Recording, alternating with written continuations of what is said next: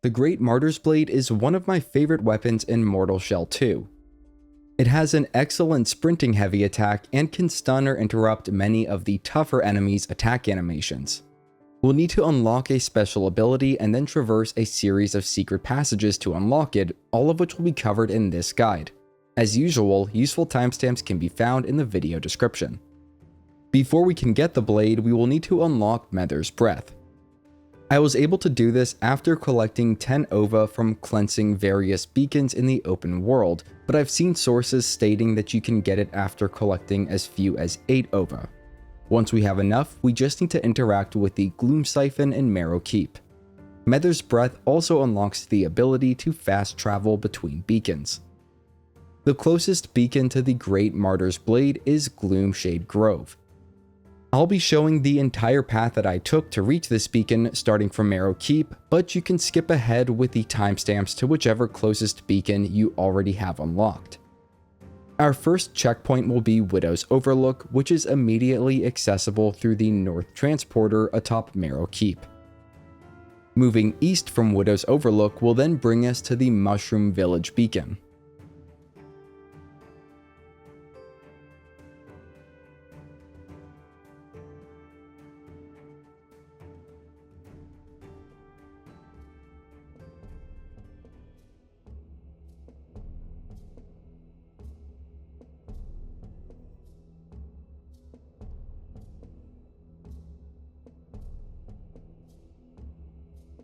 Once we are at the Mushroom Village beacon, we'll move northwest towards the dungeon where the axe and dagger are found. To the right of that dungeon's entrance is a corruption that we can cleanse with Mether's Breath.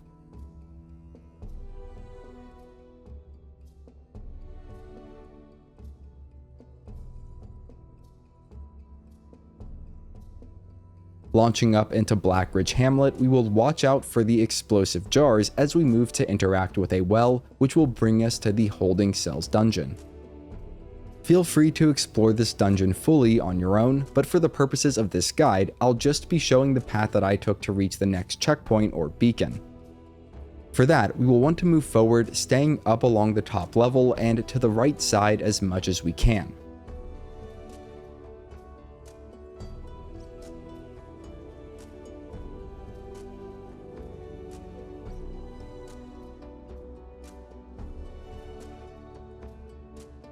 This will bring us to a stone corridor with a Templar-looking knight.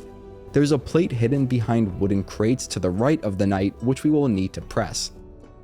We can then move out to the wooden walkway through one of the gates that the plate opened, and through a second opened gate to the right and a short distance ahead. Be sure to grab the revered gland here before breaking through some wooden crates and continuing through the stone corridor. Watch out for the pressure plates on the ground near a group of weak enemies, as they trigger arrow traps when activated. The enemies can also activate these traps, so it's best to move quickly. At the end of this hall is an illusory wall that we can attack our way through to open a final corridor. Moving past the enemies here will bring us to a new well to exit from, placing us in an entirely new area of the open world. The dungeon with our desired weapon is nearby. However, let's make a quick detour to activate a nearby beacon for Gloomshade Grove so that we don't have to run through that whole path again if we die in the final dungeon. The Gloomshade Grove beacon is located on a secluded ledge, just beyond a pack of Grisha hunters.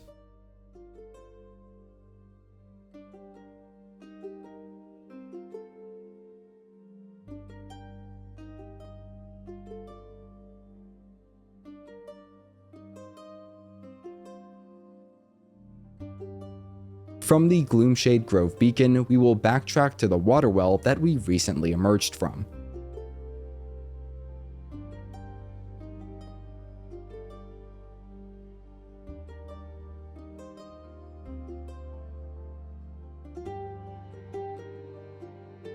A short distance up to the right from that well is the entrance to the Martyr's prison.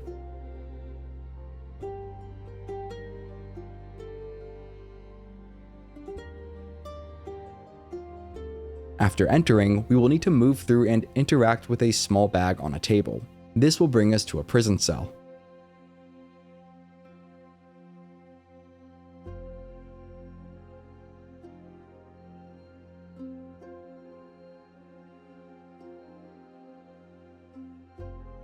We can then break out and clear any enemies before breaking into a new prison cell where we need to press a plate. This will open the chamber of our final challenge to get the blade.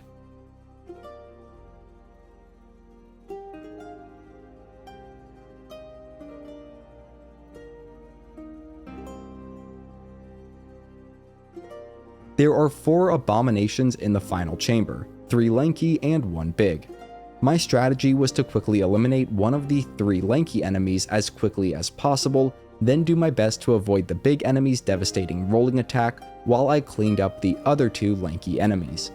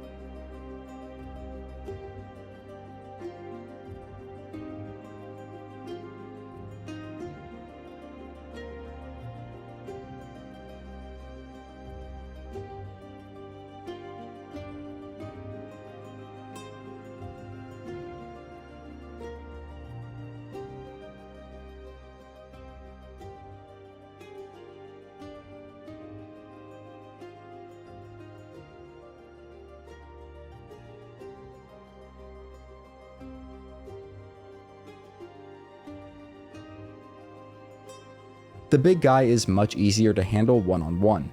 We don't want to attack it while its thorns are exposed. However, we can do one attack, then back up for the thorns, and attack again once they retract. Rinse and repeat this for a lot of easy damage. It will occasionally perform a rolling attack towards us, but this is telegraphed clearly and fairly easy to avoid if we don't overcommit to attacking.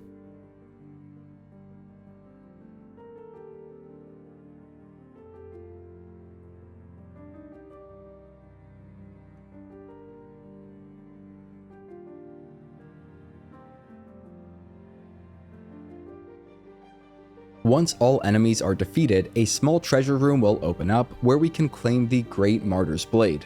It was already upgraded to level 4 when I picked it up. We can then interact with a nearby node to exit the dungeon. As mentioned earlier, the Great Martyr's Blade has an excellent 2-stage sprinting heavy attack. When it comes to non-sprinting attacks, I prefer the light over heavy. There are also many enemy attack animations that this blade can interrupt, where the starter iconoclast sword would do nothing to stop it. If you have any questions on what was covered in this guide, you can reach out to me in the comments where I will do my best to help. If you want to see more great content, you can head over to my channel, and if you're new, consider subscribing. You're helping me feed my cats, Marshmallow and Coco. Have a great day if you're here today, have a great Tuesday, and as always, thanks for watching.